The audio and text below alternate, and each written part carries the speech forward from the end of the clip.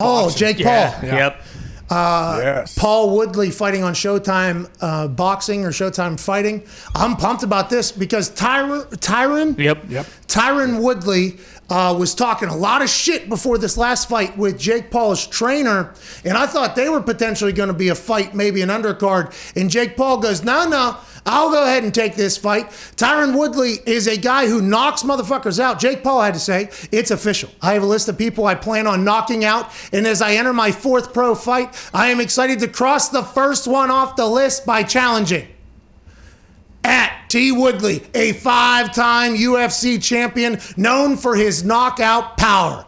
Tyron had run his mouth a little bit too much in the locker room when I knocked out his best friend Ben and earned himself a top spot on the problem child death list. Woo! Tyron's a seasoned striker who has fought the best MMA fighters in the world, but will be dropped by a Disney teen star in 2 rounds. Maybe this time Dana White will actually be a man of his word and put his money on his former champion instead of trying to undermine my success like a jealous ex. Influencer versus MMA. Let's get it on. It's showtime. I'm pumped for this. Hey, here we go. Here we go, AJ. I'm excited as hell. I think it's August 28th or something like that. This is awesome. I give Jake Paul a ton of credit for actually fighting Tyron. I watched some of Ben Askren's, like he did a little vlog like when he was training for the fight against him, and he works out with Tyron, and Tyron showed up, and Ben even said like, hey, Tyron's way better boxer than me. Like if he wants to fight Tyron, that might not go so well. So I didn't think Jake would take a fight with Tyron Woodley because Woodley, he is an explosive dude that can knock some people out. But as of late, he hasn't been as good as he was. But man, this dude he's going to look a lot different than Ben Askren when he's in there boxing. I thought Ben Askren had a chance because, he has done mixed martial arts and the cardiovascular endurance that's needed for boxing and fighting. He's been there, done that for a long time. Jake Paul has been a committed boxer for years and years now. And I'd assume a lot of that is cardio and learning the craft and everything like that. So I thought Ben Askren would be able to get this thing deep. And then when it got deep, just like what Floyd did to Conor, he'd be able to win that thing. Now, Ben showed up and did not look as if he had still been training, as if this was going to be a fight that was going to last long. So he always kind of looked like that, though. Ben, to his credit, kind of always looked like that. I think he had a dad bod, but it felt like even at the weigh-in, he was pretty comfortable. You know what I mean? And by the way, Ben Askren, you're right. He has always performed much better than the way he looked like he was. I think Tyron Woodley is going to show up ready to go. Yeah. And I'm not saying Ben didn't. I'm not saying that. But I'm pumped for this. And Jake Paul, who has a lot of confidence for good reason in his boxing abilities, if he wins, this is going to be tough for people. This is going to be tough for people. If he loses, what happens? Will he still box? Will he continue to count it as a minor setback?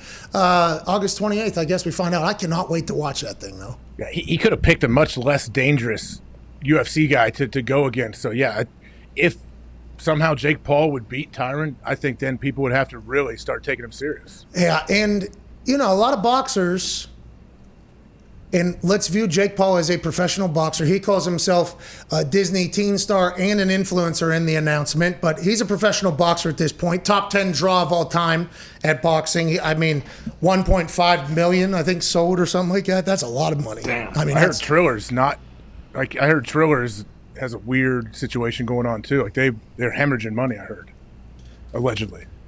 Well, and I thought Jake Paul was just running that whole thing over there. Yeah. I guess that's not one of his companies. That's somebody else's. He's in on it. I think he's definitely has a piece.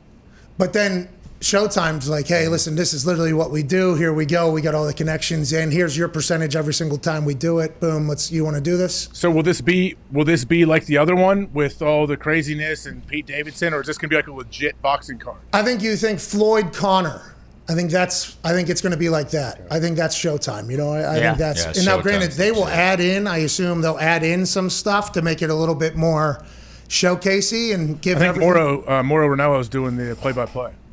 Mamma mia! He's awesome, dude. He is electrifying. But yeah, I think Showtime will have a little bit more of a sophisticated setup, but hopefully we'll still get Mount Westmore performance too. You know what I mean? I want to make sure that stuff continues to happen. I assume Showtime will take it to the next level. Yeah, with how big of a success it was with the performances and stuff, they probably will weave a few in there. And not everybody enjoyed the performances, I don't think. Right. No. No, we loved them.